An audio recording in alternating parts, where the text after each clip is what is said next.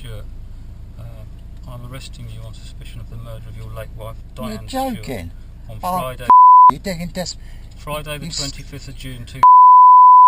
Well, I'm Say anything, but it may harm your defence if you do not mention when questioned something which you later on in court. Well, You do say what may be rubbish. given evidence.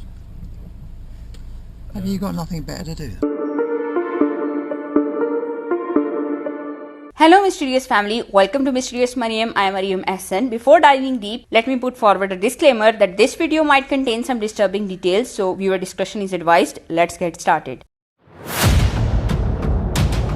Diane Stewart was born in 1963. People who knew her described her as very special, caring and capable person. She was loved by everyone who met her. She was studying modern languages at Salford University. In 1982, she met her 2 years senior Ian Stewart in the canteen when he stole a chip off her plate. He was studying computer science and he got wowed as he planned for Diane to become his companion almost immediately. This was Ian's last year in the university. He worked for a year after leaving the university in 1982 before moving to Cambridge with Diane, where he studied for a PhD in computer graphics at Cambridge University.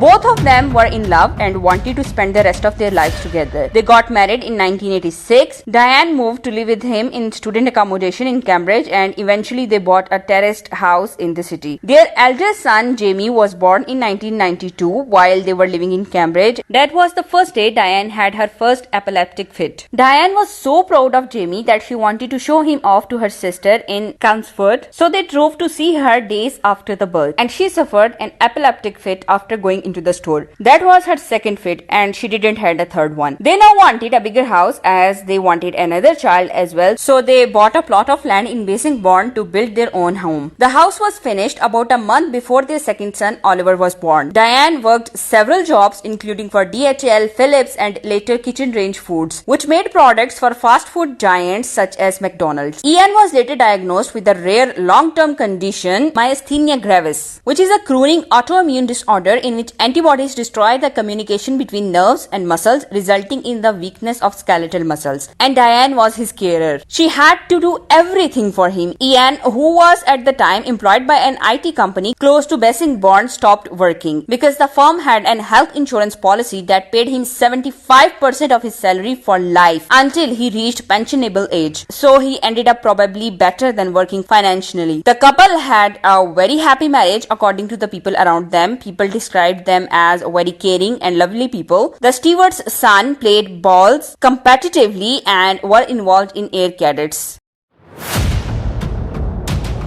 On June 25, 2010, around midday, Ian Stewart placed a 999 call. I think she's had a fit.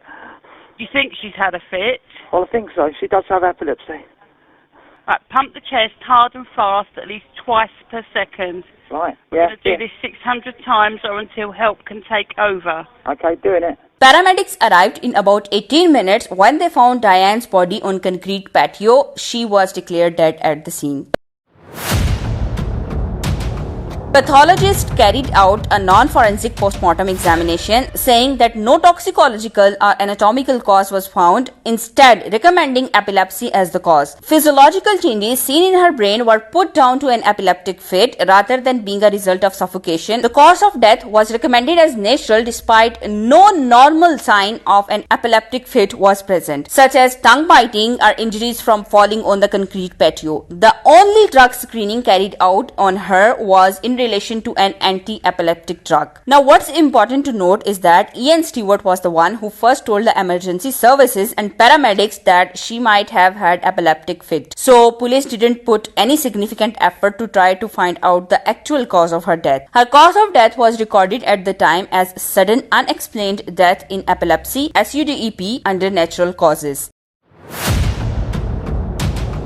Diane's brain was donated for teaching and research with Ian's consent according to Diane's will, and rest of her body was cremated. The same brain sample helped convict Ian for Diane's murder. The person who made the decision to have her body cremated was Ian. He received more than £96,000 after Diane's passing from life insurance payouts and her savings. He also received her share of their house, which he went on to sell for £530,000. Ian then put the money towards the purchase of a house with Helen Bailey in Royston, like we saw in the last video. After the funeral, Diane's sister wanted to visit their Bassingbourn home, but Ian didn't want her there. She wanted to talk to Ian and tried to talk to him on numerous occasions to try to understand what happened to Diane so suddenly when she had been taking her epilepsy medicine every morning for last 18 years. And he simply wouldn't talk to her. Following Diane's death, Ian's behavior was hard to scare with conduct of a grieving husband. He was shortly out buying a sports car and got into a new relationship within few months. He met the new woman on some widow group on Facebook. Her name was Helen Bailey. After few years of meeting her, he slowly poisoned her with sleeping pills and dumped her body in the manhole in her own garage. How and why he killed her, I have made a detailed video on that, which I am linking on the top right corner. Do check that out as well after this video.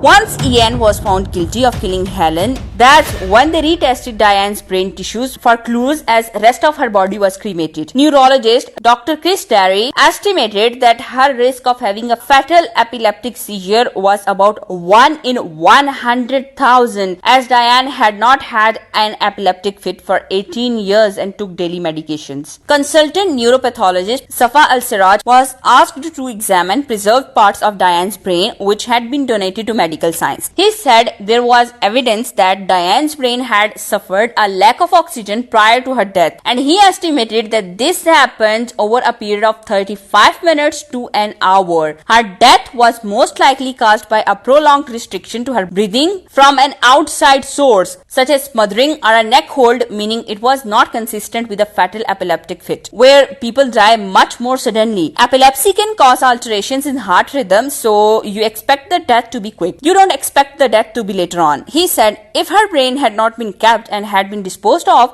nobody would have been able to find out what happened that day. Ian, upon questioning, said he had returned from Tesco to the family home and found his wife collapsed in the garden, after which he called 999. He said he thought she had suffered an epileptic fit. He didn't cooperate with the investigators during questioning by staying quiet all the time. How long had you been with Diane before you rang the ambulance? You tried to do anything to bring her round? Did you check whether she was breathing? Their son Oliver Stewart testified in the court that he was 15 years old at the time of his mother's death and was brought home from school by a neighbor. He saw ambulances outside the house and initially thought that dad was going to have another spell in the hospital as he had myasthenia gravis. He gave his mother one last kiss. He described the relationship between his parents as loving, caring, kind, family oriented. He had seen his parents argue over the years, but it wasn't a regular thing. His older brother Jamie Stewart, who was 18 at the time of her mother's death, told the court when he arrived home after his mother's death, his father was in tears and was very upset, and neighbors and paramedics were trying to console him. He said he knew his mother was epileptic and took 2 tablets every morning but had not seen her have a fit in his lifetime. He recalled there were raised voices between his mother and father when he was at home the week his mother died, but he said he could not hear what they were talking about. We have already heard the 999 call where Ian was instructed to perform CPR on his wife, and he said he was doing so. But the paramedic who attended the scene said there was no sign of any effective CPR. He was able to fool medical professionals by suggesting Diane Stewart had died in course of an epileptic fit. The judge said he was satisfied that the major motive for Diane's murder was for financial gain, but had no doubt that there were other motives as well. He said it will never be possible to be sure, but there was a suggestion that all was not well in Ian's marriage and that he was tiring of his wife. He murdered Helen Bailey, a lady with whom he was very much in love with and indeed about to marry, just as he murdered Diane, with whom he said he was very much in love with. And there were many striking similarities between the cases of Helen Bailey and Diane Stewart, like how both women died. Both were in intimate relationship with him. Both died when he was home alone with them during the mid-morning, and in both incidents he claimed to have nipped out. The narrative of what happened both came from him. Subsequently, after the event, there was a change in his behavior, a change in his lifestyle, and there were financial rewards in both of those deaths.